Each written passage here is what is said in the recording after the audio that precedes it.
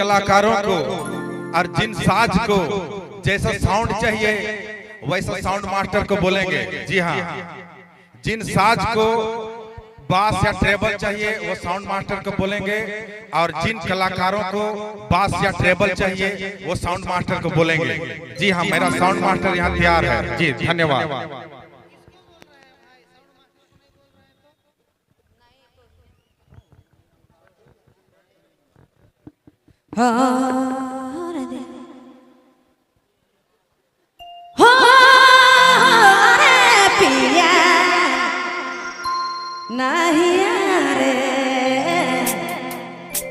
मौके है जाए कि नहीं देनी हो पिया नहीं यारे।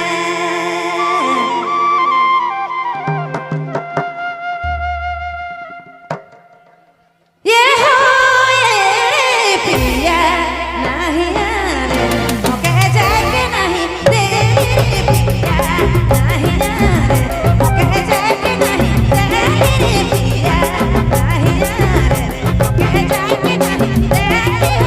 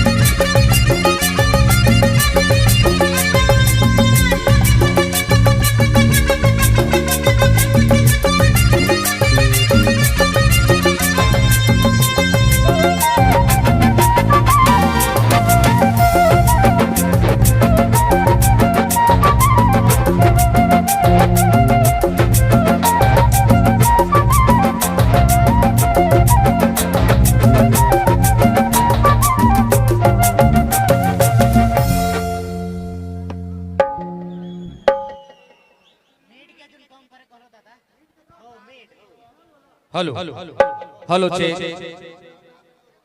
और देखो